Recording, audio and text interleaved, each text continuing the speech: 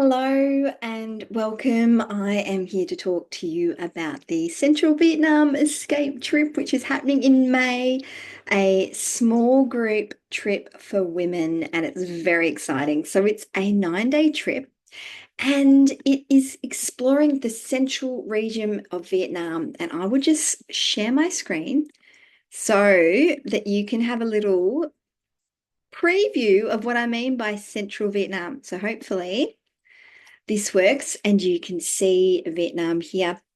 So if I zoom in, you can see Vietnam's a really long, skinny country, a lot of coastline. And so you can see Saigon, Ho Chi Minh City in the south, and then Hanoi in the north. So the area that this trip is going to focus on is central Vietnam, so Da Nang here, and then Hue to the north, and then Hoi An to the south of Da Nang, which you can just see here. So if I zoom in a bit closer, this will give you a nicer overview of the region which this trip will explore. And it's really great because Da Nang is an international airport. It does require one stop. If you're flying from Australia or New Zealand, you need to transfer in either Saigon or Hanoi or one of the Asian city hubs like Singapore, Kuala Lumpur, Bangkok, or Hong Kong. There's heaps of different flight options with budget carriers and full service carriers, but I'll go into that a bit later on. So Da Nang's the starting point here, the main city, and then the trip travels north to Hue, a UNESCO World Heritage listed city. It's a really beautiful place. And then the trip explores the Bachman National Park for 2 days. So one night camping in the national park, and then to finish off, the trip will go down south to Hoi An, another UNESCO World Heritage listed town, a beautiful old town, walking town of Hoi An. It's really gorgeous. So that gives you a bit of an overview of the map. So I might just stop sharing the map and so we can come back to me. Wonderful. So um, a little bit about Pip and Co Travel. You probably know a little bit about me and my background, but I really wanted to start a travel company that gave travelers a little bit of a different experience, something a little bit more immersive, a little bit more meaningful, a little bit more focused on, I guess, learning about the place that they're traveling to, having some really great cultural experiences. My background is also in language learning. Apart from tourism, I've worked in tourism a long time as well. And I think having, being able to learn some language before you travel or while you're traveling is one of the best things you can possibly do. I really love traveling. I've done a lot of travel over my 40 plus years. And I've had the chance to live in Vietnam a couple of times and visit numerous times. And it is seriously one of my favorite places, if not my most favorite place. Big call, I know. I'm particularly excited about this itinerary too because I really wanted to capitalize on traveling at the best time of year. When I showed you the map, you would have seen how kind of long the country is. So there is three distinct climate regions within Vietnam. So the north is very different to the center and very different to the south. So the April-May period, which is when this trip is scheduled, is one of the best times to be in central Vietnam. It's not that great in the south because it is super hot, and same in the north as well. So I really thought, let's just focus on one region, cut down kind of domestic travel, whether it's, extra time in the bus or extra internal flights. It's really nice to just go to a place and have less time traveling from point to point. So that was the reason behind this trip. So the dates, which you will need to know, is May of this year, 2025. It's the 3rd to the 11th of May. The price per person for twin share is $1,895. And if you would like your own room on this trip, that's possible as well. And it's an extra $595. Back to the weather. So in this region, the temperature is beautiful blue skies, which is amazing. And so the temperature will average between 28 to 30 or so degrees. Um, Group size is small. I have an absolute maximum of 12 women on these trips. Um, Many of the trips that I've taken have averaged around 8 or 9 people, seven as well. So I think having that smaller size is really amazing, and it just allows for greater flexibility, really great bonding of the group, and being able to access restaurants and things like that where larger groups just can't get into. So some of the highlights of the itinerary, which I'm excited about. So the first night, the group will arrive in Da Nang, which is the main city, which I showed you on the map, which is where the international airport is and it's where you will fly into. So the first night, you need to bank on arriving in Da Nang by about 2 or 3 p.m. in the afternoon. Some people like to book an extra night prior to the tour starting, so they've got time to acclimatize, time to rest, especially if you are flying overnight. Don't underestimate how much an overnight flight knocks you around. Anyway, that is completely up to you. I'm happy to give you guidance and advice on flight options from your city to Da Nang. Definitely let me know if I can help in any way with flight ideas. I also have a travel agent contact, Danielle, who is based in Newcastle in New South Wales, and she is able to book flights as well. So if you want her contact details, you can let me know that as well. So the first night after you arrive in Da Nang, you've got the chance to settle in, find your bearings, and then it is a street food tour on that first night. So the best chance to get a handle on all the favorite Vietnamese cuisines, some of which you might be familiar with or as already. Bun xào, of the Vietnamese pancake, or banh mi, the Vietnamese baguette, cafe soda, iced Vietnamese coffee. There's so many delicious dishes to try, not only on the first night, but of course throughout the 9 days. On the second day, another highlight is jumping on the train to Hue. It is a scenic train journey. It has been billed as one of the, if not the most scenic train journey in all of Southeast Asia. On arrival in Hue, you'll have some downtime, and then the next day, there's a couple of fun activities on that day, including a recycled workshop with an NGO based in Hue, and then having the chance to explore some of the historical sites in Hue, which I mentioned is a UNESCO World Heritage listed city. The following day, it's on to Bachma National Park. So there'll be a short hike. It's a 3 kilometre hike with an option to extend that by an additional 3Ks if you want. Chance to see waterfalls, swim in waterfalls if you would like to, and have the chance to camp overnight, which is an amazing experience and something that so many travelers to Vietnam would never have the chance to do because they are in their four-wall concrete hotels or resorts, living it up, which is also very nice and also a lovely thing to do on your trip. But what an amazing experience to be able to have one night in the national park. You're accompanied by a specialist guide as well as a national park ranger. The setup of the camping is really professional. There's a proper toilet facility as well.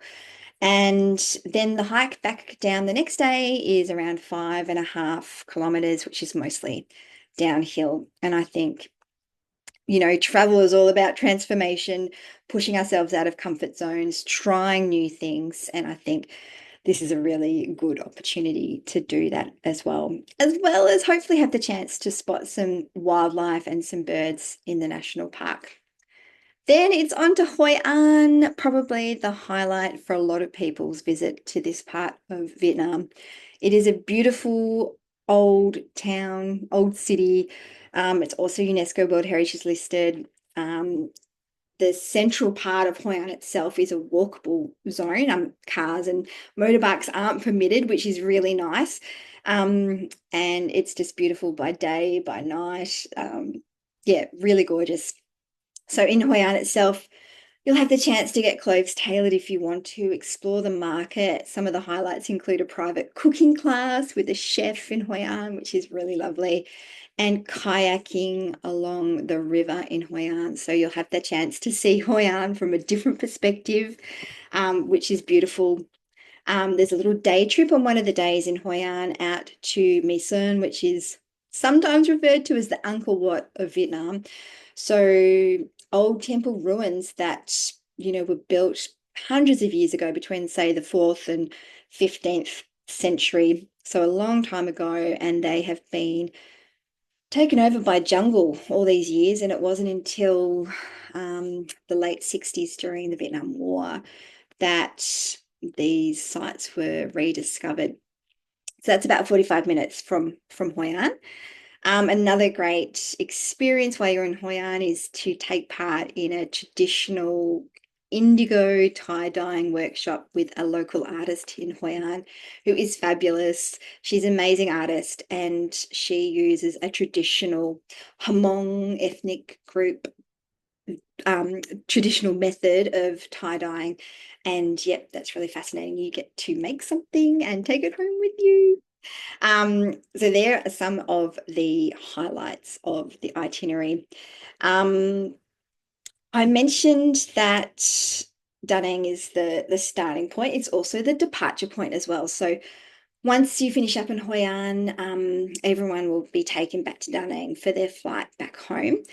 If you would like to extend your stay in Vietnam, you definitely can do so. You can add 1, 2, 3 extra nights in Hoi An if you like. You can also add some nights in Hanoi or in Saigon if you'd like to as well. So just let me know if you're interested in that, and I can get you pricing. It'll include the hotel, breakfast, and it'll include airport transfers as well. So back to Da Nang for your flights home. So depending what airlines you've booked with, you might be flying Malaysian Airlines, Singapore, Vietnam Airlines, Cathay, Thai, or maybe one of the budget airlines like AirAsia, Vietjet Air, or Jetstar. So that's on the final day. Things that are included. So breakfast every day are included. There's 3 lunches and 3 dinners. Airport transfers, all the transport throughout the itinerary, including the train trip, travel in a minivan between cities, and all the activities that I've mentioned through the itinerary as well. A couple of things you will need to, I guess, look into yourself is that you will need travel insurance as well. I'm happy to give a couple of suggestions for companies you might like to check out. And you will need a visa for Vietnam. Assuming you're traveling on an Australian or New Zealand passport, we do require visas, but luckily they are available online and super easy. You just need to factor that into your planning and make sure you get onto those a few weeks before departure. But don't worry, I will email and keep you updated so you don't miss important dates like applying for visas. If you happen to have a British passport or a different nationality, it might be worth checking whether you're eligible for visa-free entry as well. A couple of other points to, I guess, just let you know about. I was really happy on a recent trip that we did with a small women's group in Vietnam in November, that catering for dietary requirements was really, it just went so smoothly. I was so happy. So vegetarian, pescatarian, no seafood, and there was something else as well. Maybe no fish, I can't remember. Oh, no pork. So if you do have a dietary requirement, just let me know and I will double check that it's all going to be smooth. But really, yeah, it's been wonderful that we can factor those in. So I'm really passionate about employing local people to support the running of the trip. So there will be a local guide. Her name's Fung. She's local to Hoi An. And it's great to have a woman as well, and support her and her family. And in addition to having Fung, there'll be other specialist guides that we get as needed. So for example, during Bac Ma National Park, or visiting the historic sites at My Son and in Hue as well. it's really nice to have the specialists on the ground who are experts in those locations, just provide, all the extra kind of intel that is really handy to have. Um, Definitely want to let you know too that if you would like to look at a payment plan for this trip, I'm very open to that. I haven't done it before, but I know that more and more companies are doing it, and I think it's a great idea. So definitely open to looking at payment plans as well. There is lots of other fun stuff that you can fill your free time with. Things like lantern making workshops, river cruises, egg coffee making workshops, going out to Angbang Beach near Hoi An. Getting clothes tailor-made if you would like to. Obviously, going to the spa, having a massage, getting your nails done, visiting the markets. There is just so much to do. So I'll be able to give you some hints and tips and ideas. Your guide Fung will be able to help you as well. So that's really exciting. Um, I hope that this little video has given you some insight into the trip, helped kind of work out how it's all going to look in terms of itinerary and highlights. The overall, it's just sounding like such an exciting 9 days. And I really hope that if you're interested, just let me know. You can put your name down on the booking website, which I will put the link below this as well. And you can just let me know whether you're interested in twin share, and if there's someone who is also interested in twin share, hopefully we can match up, or if you'd like your own room as well, that is perfectly fine. And you just need to pay the deposit to secure your place. The deposit is normally $500, but for this month, so until the end of January, you're able to save your place just for $100 Australian dollars. So if you are thinking about it, jump on, pay your deposit, secure your spot, and if you, in worst case, need to cancel, your deposit is transferable to another Pip and Co travel trip, lifetime, validity. So, yeah, and it's only $100 deposit at this stage until the end of Jan. And then, like I said, the remainder is due 90 days out from the trip, or we can do a payment plan as well. Anyway, I have talked and talked and talked. Please let me know if you have any questions. I'll make sure all the links are here as well, so you can find out more or get in touch. And I wish you happy 2025.